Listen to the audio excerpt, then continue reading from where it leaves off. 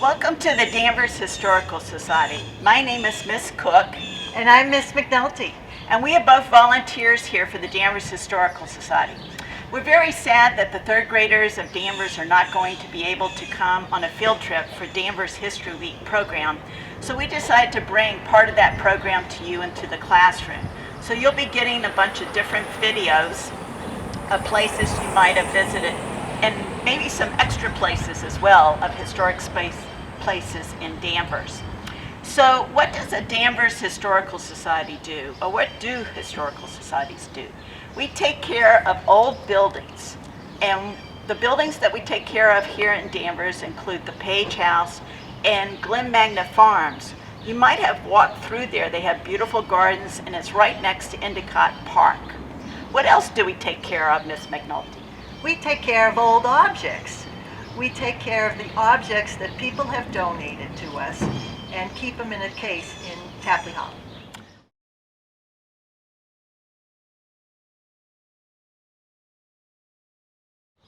So let's look at one of our old houses that we take care of. Right behind me is the Page House. And we're going to talk about the family who lived here. So this house was built in 1754 by Jeremiah and Sarah Page. So if I did my math right, I think it's 267 years old. So see if I'm correct. When he built it, it was actually down the street, right down here on the corner of Elm and Page Street. And then when the Historical Society bought it and saved it in 1914, we moved it here to this spot. And now this is called Page Street. So who lived here? So Jeremiah and his wife Sarah built it in 1754, about 20 years before the American Revolution. And when they moved into the home, they ended up having 9 children. And then sadly, Sarah Page died in 1776, right during the American Revolution. And Jeremiah Page married another woman, his second wife, who was called Martha. And he and Martha had 3 children, 2 boys and a girl. So Jeremiah Page was the father of 9 plus 3. So 12 children were growing up in this home. Then when Jeremiah and Martha passed away, his son John inherited the house. And John and Mary moved in, and they ended up having 10 children in this house. So that's a lot of children that grew up in this home. Sure is. And there's only 3 bedrooms for the children, so that meant that 3 or 4 children were sharing a bedroom. Wow, that was really crowded. And how many bathrooms were there? Well, actually back then there was no indoor plumbing, so there was no bathrooms. So they would they had a building outside called an outhouse, and that's where you went to the bathroom. It was kind of like a porta-john today. That stinks.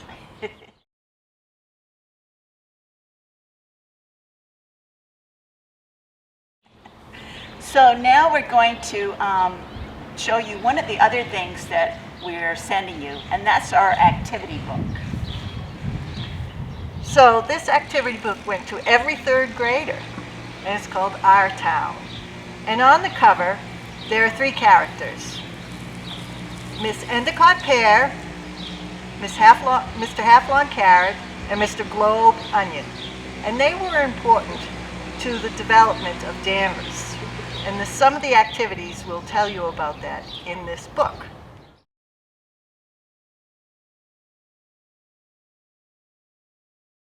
Also in this book is a story called Tea Upon the Roof.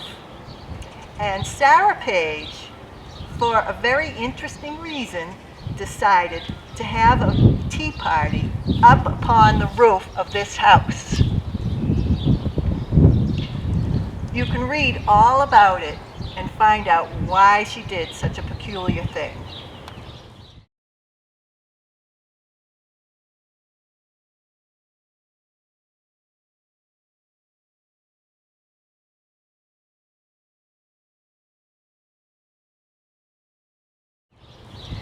Also in the activity book, we have a couple of stories about other women who lived in this home. One of them was a woman named Dill, and she actually was not a member of the family.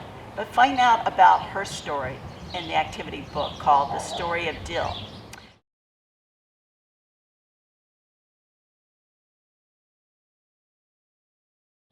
The other woman that we included in the activity book was Ann Page. And remember when I said John and Mary had 10 children? Where Ann was their youngest child. So she was born in this home in 1828, and she lived in the home her whole life until she died in 1913. But Ann did something kind of unusual. She never married and she didn't have children, but she asked her parents after she graduated high school if she could open up a small school for children. So she had it, they agreed to let her do it, and we think she might have had it in the parlor, right by the stairs where you see the open sign. That might have been where her school was. At that time, the Page family also had a big barn, and they had classes in the barn as well. So read the story about Ann Page and find out what kind of school did she have, and what did she teach the children that came to her school.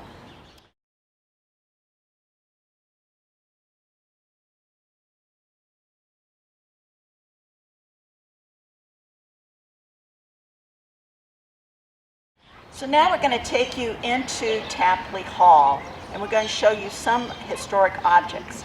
And we are going to send you photographs of those historic objects as well. So let's head into Tapley Hall.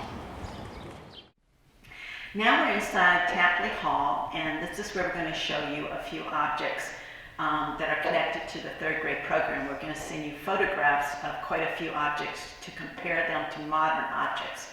So we have three different things. We have objects that you use to learn, objects that you play with, and objects that you create. Right now we're looking at the exhibit case that's objects to learn, and it's books, or it may be tools you use to learn, like a typewriter, or to write with a chalk and a slate board, and we're going to show you one of the items soon.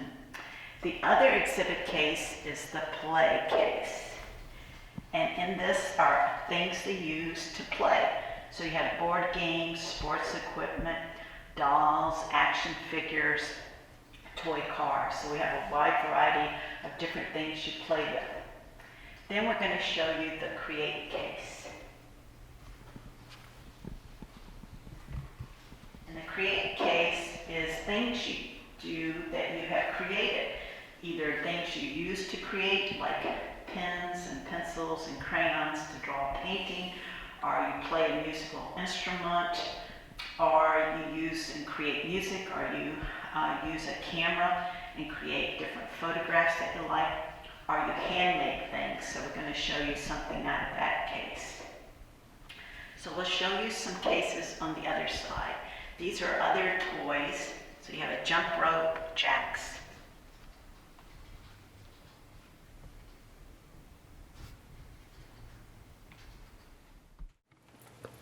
The other case we wanted to show you are some of the items, artifacts we have that were used by indigenous people thousands of years ago.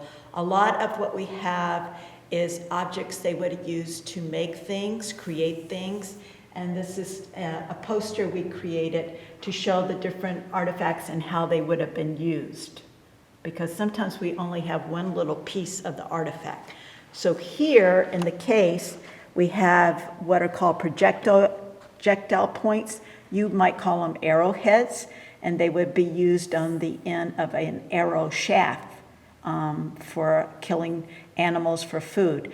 Then the other thing is something they would be using to create. There's a lot of clay in our area, and so they would dig up the clay and make pottery pieces, and these are all pottery pieces that have been found in different areas of Danvers.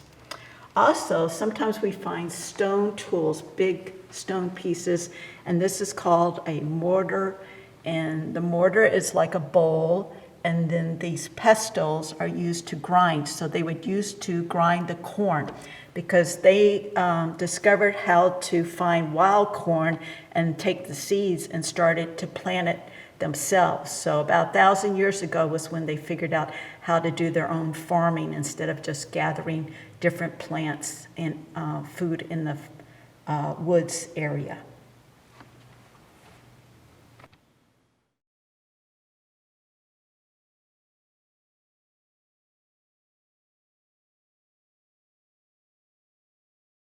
We wanted to show you some of the other cases we have here in Tapley Hall. And in this case, we have a mix of items, and one of them are baby shoes. And if you look in your activity book, there's a section about shoemaking in Danvers. And one of the companies was the Ideal Baby Shoe Company that was actually started by a woman, Mrs. Day. And these are some of the shoes that her company made. Then we have some pieces of pottery below her shoes that you'll see that are like souvenirs, so they're pictures of certain places in Danvers.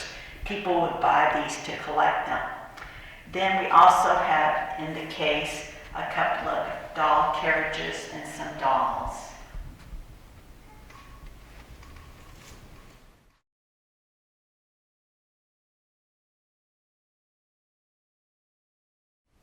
The last case we wanted to show you over here is kind of representing the military and people who served in the military in Danvers. And we have a couple of musket guns, and these were used during the American Revolution.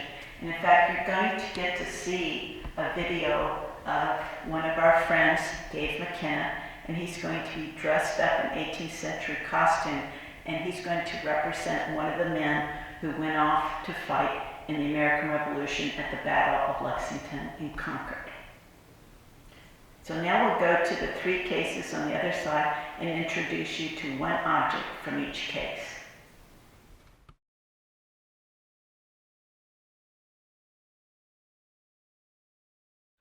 Okay, now back at the create case, where things that children use to create things. Here we have the puppets, and children could use puppets to create shows for their friends. And we have the paints and the brushes where children created various paintings. Now we move the sewing machine over here to this table.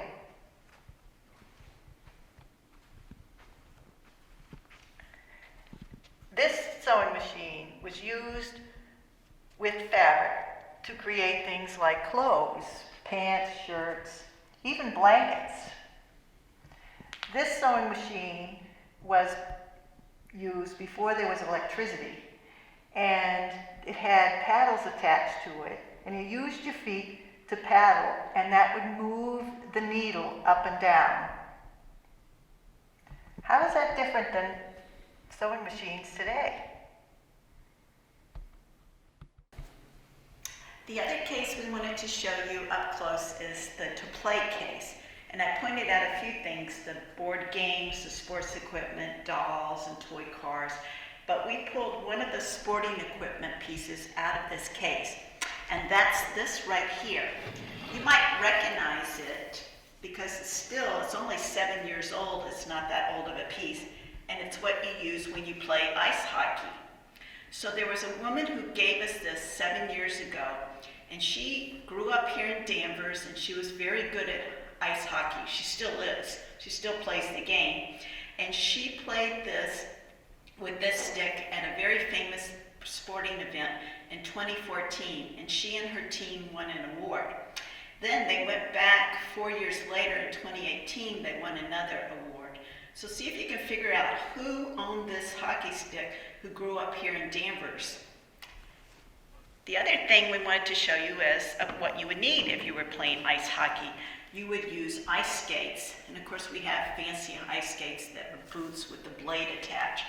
But 100 years ago, this is the type of ice skate you would have used to play ice hockey or just to go skating on a pond, ice pond here in Danvers. And what you had to do, you had straps on it, and you would have had to attach it to your shoe like this and strap it on. And that's how you would skate. So it's a little flimsy. So today, by having the fancy skates we have today, it's a lot firmer and easier to do the ice skating. Over here in this learn case, we have objects that students use to learn with. Now, before the internet, you would use the encyclopedia. And before Googling, you would have to look things up in the encyclopedia where objects are listed alphabetically. So in this book, we go to the R's, and we have reptiles. So in the reptile section, you would look for the picture of the reptile you would be interested, say lizards. And under the picture of the lizards, you'd look and read the facts about the lizards, how they lived, and how they were different than other reptiles.